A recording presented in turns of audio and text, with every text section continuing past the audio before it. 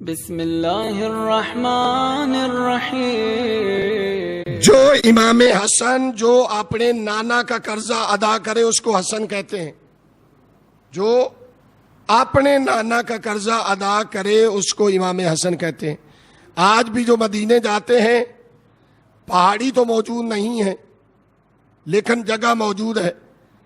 رسول خدا مسجد نبوی میں موجود، اصحاب بھی موجود۔ ایسے میں ہی ایک شخص جس کے چہرے سے اور لباس سے لگتا تھا کوئی مسافر ہے، مسجد میں آیا، سلام کیا۔ سلام کرنے کے بعد کہا کہ بتاؤ تم میں سے تمہارا نبی کون ہے؟ سب نے اشارہ اس طرف کیا جس کا چہرہ شمس کی طرح چمک رہا تھا۔ فوراً قریب گیا، کہا کہ فلاں میرا نام ہے، فلاں قبیلے سے تعلق رکھتا ہوں، آپ کا میں نے نام سنا ہے، آپ کی ذات کا اور آپ کے اللہ کا میں نے کلمہ پڑھ لیا ہے، مسلمان ہو گیا ہوں۔ رسول نے کہا کہ بہت اچھی بات ہے۔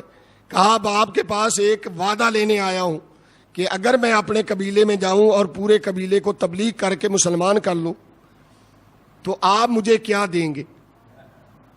رسول نے کہا کہ میں تمہیں جنت دوں گا۔ بندہ کوئی ہمارے جیسا تھا، اس نے کہا یا رسول اللہ، جنت تو مرنے کے بعد قیامت کے دن ملے گی، مجھے تو دنیا میں کیا دیں گے، اس کا وعدہ دیں۔ رسول نے کہا کہ میں اللہ کا نبی تیرے ساتھ وعدہ کرتا ہوں کہ تو تبلیغ کر، مسلمان اگر پورے قبیلے کو کر لے گا تو میں تمہیں 70 اونٹنیاں دوں گا، 2 کوہانوں والی سرخ کلر کی ہیرے جواہرات سے لدی ہوئی۔ بندہ کچا نہیں ہے، بالکل سمجھدار آدمی ہے۔ فوراً اس نے کہا اے اللہ کے نبی، اگر آپ نہیں ہوئے یا میں دنیا سے چلا گیا تو پھر آپ وعدہ کریں کہ میرے بیٹے کو دیں گے، میرے وارث کو دیں گے۔ رسول نے کہا میں تیرے وارث کو دوں گا اگر تم دنیا میں نہ رہے۔ کہا کہ اگر آپ دنیا سے چلے گئے تو کہا جو میرا وصی ہوگا، جو میرا جانشین ہوگا وہ تمہیں دے گا۔ اس نے کہا کہ مجھے ایسے نہیں، کاغذ پہ لکھ کے دے۔ رسول نے منگوایا کاغذ، قلم سے لکھا کہ میں وعدہ کرتا ہوں اس کو 70 اونٹنیاں دی جائیں گی، اور اگر میں نہ ہوا تو میرا جو وصی ہوگا وہ دے گا۔ آدمی نے رسول کا لکھا ہوا لیا، اپنے امامے میں رکھا اور چلا گیا۔ ایک عرصے کے بعد دوبارہ مسجد میں آیا، پوری مسجد میں اس نے تلاش کیا لیکن اس کو وہ چہرہ نظر نہ آیا۔ لوگوں سے پوچھا کہ تمہارا نبی کہاں ہے؟ سب لوگ رونا شروع ہو گئے، سمجھ گیا کہ وہ دنیا سے جا چکے ہیں۔ کہا کہ نبی کا وصی کون ہے؟ کہا وہ جو سامنے منبر پہ بزرگ بیٹھے ہیں وہیں رسول کے وصی ہیں۔ میرا ایک اپنا انداز ہے، میں خود لطف لیتا ہوں فضائل اس انداز میں پڑھ کے، آپ کا اپنا انداز ہے۔ صلوات پڑھ لیں بابا سے بلند۔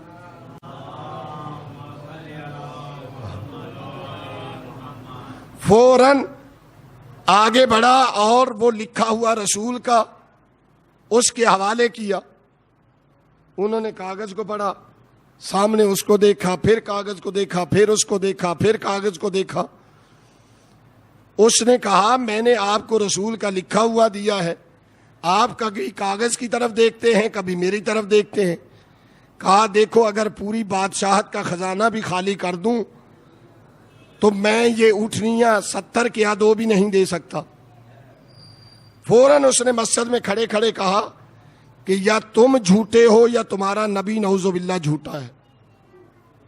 یہ جملہ کہتے ہوئے دروازے سے باہر نکلا۔ جیسے ہی باہر نکلا ہاتھ لگایا کسی نے اس کو کندھے سے پیچھے سے، موڑ کے دیکھا، کہا یار ایک ساتھی تھے، تم کہاں جا رہے ہو؟ تم تو میری پارٹی کے آدمی ہو۔ اس نے کہا تم کون ہو؟ کہا میں سلمان محمدی ہوں، میں سلمان محمدی ہوں۔ کہا یہ کیا کہہ رہے ہو؟ کہا رسول نے وعدہ کیا تھا یہ دے نہیں رہا۔ کہا تم غلط جگہ پہ آ گئے ہو تو اس میں نبی کا کیا قصور ہے؟ چلو میں تمہیں اصل جانشین رسول کے دروازے پہ لے کے چلتا ہوں۔ سلمان نے اس کو لیا، دروازہ علی پہ پہنچے، دق الباب کیا، دروازہ بند، اور بیچ میں دیوار، مولا اندر موجود ہیں، یہ دونوں باہر موجود ہیں۔ جیسے ہی دروازہ بجایا، مولا نے کہا کون؟ کہا میں سلمان۔ مولا نے کہا سلمان، کیا ابو سمامہ رسول کا قرضہ لینے واپس آ گئے ہیں؟ مولا نے پوچھا نہیں کہ کون ہے۔ مولا دیوار اور دروازے کے ہوتے ہوئے بھی جانتے ہیں کہ باہر کون ہے، ایک سلمان ہے، ایک دوسرا ہے جو اٹھنیاں لینے آیا ہے۔ مولا نے کہا کہ اگر اٹھنیاں لینے آیا ہے تو اس کو بولو صبح تک انتظار کرے، اور پورے مدینے میں اعلان کرو کہ جس نے رسول کا قرضہ ادا ہوتے دیکھنا ہے وہ مدینے کے باہر جمع ہو جائے۔ صبح امام حسن اور امام حسین کو مولا لے کے پہنچے۔